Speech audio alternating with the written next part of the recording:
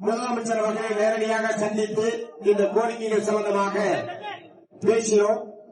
நாம் முன்வைத்திருக்கிற அனைத்து கோரிக்கைகள் சம்பந்தமாகவும் தனித்தனியாக முதலமைச்சரிடத்திலே எடுத்து வைத்தோம்.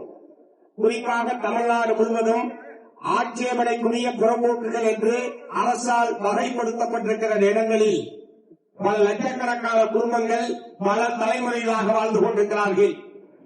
அவ்வப்போது நீதிமன்ற உத்தரவு, அதிகாரிகளுடைய ஆணை என்கிற பெயரில் தங்களுடைய குடியிருப்புகளிலிருந்து மக்களை அப்புறப்படுத்துகிற நடவடிக்கை என்பது மிகப்பெரிய பிரச்சனையாக தமிழகத்திலே இருந்து கொண்டிருக்கிறது.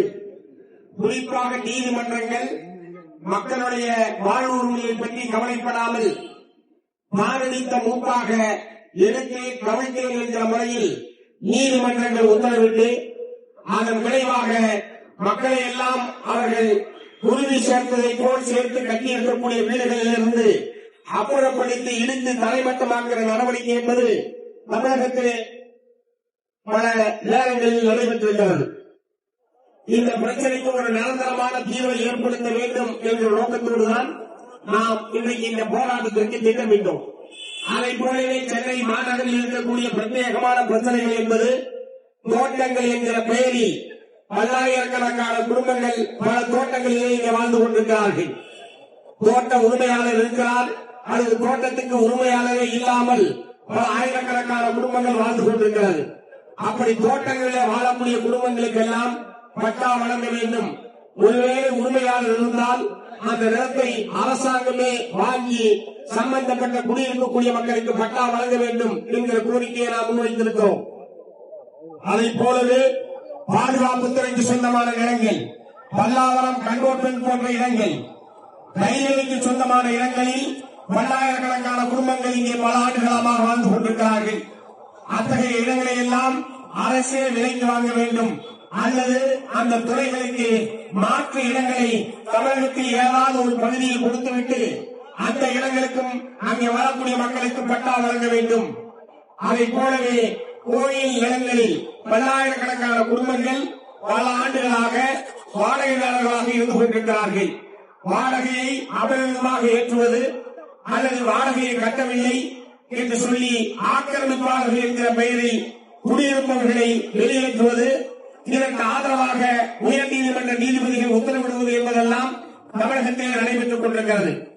ஆகவே கோயில் இடங்களில் குடியிருக்கக்கூடிய மக்களுக்கும் அவர்களுக்கு அந்த இடத்தை சொந்தமாக்குவது, அதற்குரிய சட்டபூர்வமான நடவடிக்கையை எடுக்க வேண்டும். எக்காரணம் கொண்டும் மக்களை வீடுகளிலிருந்து அப்புறப்படுத்தக் கூடாது என்பதை தமிழ்நாடு முதலமைச்சர் அவர்களிடத்திலே நாம் எடுத்து சொல்லி இருக்கிறோம். இந்த நீர்நிலை புறம்போக்கு, அனாதீன புறம்போக்கு அல்லது மேற்கால் புறம்போக்கு, இந்த மாதிரியான பல வகையான புறம்போக்கில் இருப்பவர்களை எல்லாம் வகை மாற்றம் செய்தால்தான் பட்டா வழங்க முடியும் என்பது நமக்கு தெரியும். ஆகவே இப்போது முதலமைச்சர் நம்மிடத்திலே கொடுத்திருக்கிற உறுதிமொழி என்பது சென்னை மாநகரத்துக்கு மட்டுமல்ல, சென்னை மாநகரத்தில் நாம் எடுத்த இந்த மகத்தான முயற்சிகளின் விளைவாக தமிழகம் முழுவதும் உள்ள லட்சக்கணக்கான குடும்பங்களுக்கு ஒரு மாபெரும் விடுதலை தேடி தரக்கூடிய வகையில் ஒரு மிக முக்கியமான முடிவை தமிழ்நாடு அரசாங்கம் எடுத்திருக்கிறது. தமிழ்நாடு முழுவதும் ஆட்சேபனைக்குரிய புறம்போக்குகளை எல்லாம் வகை மாற்றம் செய்து பட்டா வழங்குவதற்கு, ஆலோசனை வழங்குவதற்கும், முடிவை எடுப்பதற்கும் உயர் அதிகாரிகள் கொண்ட ஒரு குழுவை தமிழ்நாடு அரசு அமைக்கும். பட்டா பிரச்சனைக்கு நிரந்தரமான தீர்வை நாங்கள் ஏற்படுத்துவோம் என்ற உறுதிமொழியை முதலமைச்சர் அவர்கள் நம்மளுக்கே தெரிவித்திருக்கிறார்கள். ஆகவே இந்த போராட்டத்தில் ஈடுபட்டிருக்கிற உங்கள் மூலமாக தமிழகத்திற்கு பட்டா பிரச்சனையில் ஒரு விரிவு ஏற்பட்டிருக்கிறது என்பதற்காக இந்த போராட்டத்தில் கலந்து கொண்ட உங்கள் அனைவருக்கும் என்னுடைய பாராட்டுகளையும் நன்றியையும் இந்த நேரத்தில் நான் தெரிவித்துக் கொள்ள விரும்புகிறேன். வாழ்விட மேம்பாட்டு வாரியத்தில் குடியிருக்கக்கூடிய மக்கள் பலருக்கு கிரயப்பத்திரம் கிடைக்காமலும், கிரயப்பத்திரம் கிடைத்தாலும் பட்டா வழங்கப்படாமலும், அடிமனைக்கு பட்டா அடிமனை உரிமை என்பது வழங்கப்படாமலும், இப்படி பலவிதமான பிரச்சனைகளை வாழ்விட மேம்பாட்டு வாரியத்தில் குடியிருக்கக்கூடிய மக்கள் சந்தித்துக் கொண்டிருக்கிறார்கள். அதிலே வட்டி, அபராத வட்டி என்கிற பெயரில் மக்களால் அந்த தொகையை கட்டவே முடியாது என்கிற அளவுக்கு பெரும் தொகைகளாக இருக்கிற காரணத்தினால் அந்த பிரச்சனைக்கு தீர்வு ஏற்படுத்தக்கூடிய வகையில் அசலை மட்டும் பெற்றுக்கொண்டு வட்டி, அபராத வட்டியை தள்ளுபடி செய்து வாழ்விட மேம்பாட்டு வாரியத்தில் ஊழல் கழித்த அனைத்து குடும்பங்களுக்கும் பட்டாவை வழங்க வேண்டும் என்பதை நாம் வற்புறுத்தி இருக்கிறோம். அது சம்பந்தமாகவும் பரிசீலிப்பதாக மாண்புமிகு முதலமைச்சர் அவர்கள் தெரிவித்திருக்கிறார்கள் என்பதை உங்களை கவனத்துக்கு நான் கொண்டு வர விரும்புகிறேன்.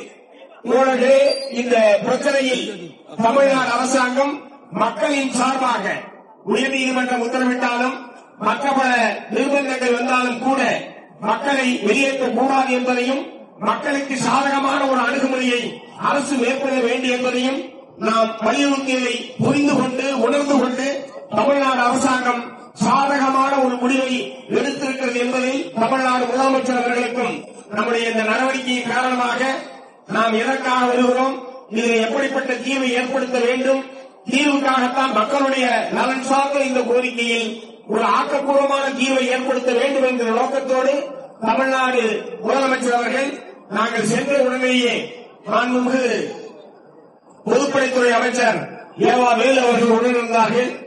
அதே மாதிரி உணவுத்துறை அமைச்சர் திரு சகாமணி அவர்கள் உடனிருந்தார்கள். இவர்கள் எல்லோருமே சேர்ந்து இந்த பிரச்சனைக்கு தீர்வு காண வேண்டும் என்பதுதான் எங்களுடைய நோக்கம். நிச்சயமாக அரசு மக்களின் பக்கம் நின்று இந்த பிரச்சனைக்கு தீர்வு காண என்பதை அவர்கள் நம்மிடையே தெரிவித்திருக்கிறார்கள். அந்த வகையில் அந்த கமிட்டி அமைக்கப்பட்டால் அது உடனடியாக அடுத்த ஒரு வாரத்திலோ 10 நாளிலோ அந்த பிரச்சனை தீராது என்பது நமக்கு தெரியும். ஆனால் இந்த நீண்ட காலமாக நிலுவையில் இருக்க உங்களுக்கு தெரியும், 1962ஆம் ஆண்டிலிருந்து டெல்டா ஏரியா என்கிற ஒரு தடை விதிக்கப்பட்டு மாநகரம், நகரம், பேரூராட்சி உள்ளிட்ட பகுதிகளில் பட்டா வழங்குவதற்கு தடை விதிக்கப்பட்டு நீண்ட 60 ஆண்டு காலமாக பட்டா பெற முடியாமல் மக்கள் இருந்தார்கள். திராவிட முன்னேற்ற கழகம் ஆட்சிக்கு வந்ததற்கு பிறகு 2024ஆம் ஆண்டு அக்டோபர் மாதம் தான் அந்த டெல்டா ஏரியா என்கிற அந்த தடை என்பது நீக்கப்பட்டு டெல்டா ஏரியா என்று அறிவிக்கப்பட்ட பகுதிகளிலேயும் வீட்டுமனை பட்டா வழங்கலாம் என்கிற மகத்தான அறிவிப்பை அந்த அரசு வெளியிட்டது. அதற்கு ஏற்கனவே நாம் வரவேற்று பாராட்டி இருக்கிறோம். இன்றைய தினமும் அரசுடைய அந்த அறிவிப்பின் காரணமாக பல்லாயிரக்கணக்கான மக்களுக்கு புதிதாக பட்டா என்பது சென்னை மாநகரம் உட்பட தமிழ்நாடு முழுவதும் சில லட்சம் பட்டாக்கள் வழங்குவதற்கு அந்த தடை ரத்து செய்யப்பட்டது அடிப்படை காரணமாக இருந்திருக்கிறது என்பதை முதலமைச்சரிடத்தில் எடுத்து சொன்னோம். அதை போலவே ஆட்சேபனைக்குரிய புறம்போக்கு என்கிற ஒரே காரணத்திற்காக பட்டா வழங்க முடியாது என்பது பொருத்தமானதல்ல. ஆகவே அதற்கு ஒரு நிரந்தர தீர்வை ஏற்படுத்த வேண்டும் என்று நாம் வற்புறுத்தியதை ஏற்றுத்தான் அது சம்பந்தமாக ஆய்வு செய்து வகை மாற்றம் செய்வதற்கு ஆய்வு குழுவை மாநில அளவில் அமைப்பது, அதன் மூலமாக ஒரு நிரந்தரமான தீர்வை ஏற்படுத்துவது என்கிற தமிழ்நாடு அரசுடைய இந்த முடிவை வரவேற்று இந்த போராட்டத்திற்கு வந்திருந்த அனைவருக்கும் இந்த கடுமையான மழையிலும் கொட்டுகிற மழையிலும் குழந்தைகளோடு ஏராளமான தாய்மார்கள் இங்கே வருகின்றிருக்கிறார்கள். ஒரு எழுச்சிமிக்க போராட்டமாக அமைய வேண்டியது. இந்த கடுமையான மழையின் காரணமாக இந்த போராட்டம் நாம் ஒன்று கூடியிருந்தாலும் நாம் எதிர்பார்த்தது போல நடத்த முடியாத ஒரு குறை என்பது இருக்கிறது. இருப்பினும் நம்முடைய நோக்கம் நிறைவேறிவிட்டது என்பதை மகிழ்ச்சியோடு அறிவித்து நிறைவு செய்கிறேன். வணக்கம்.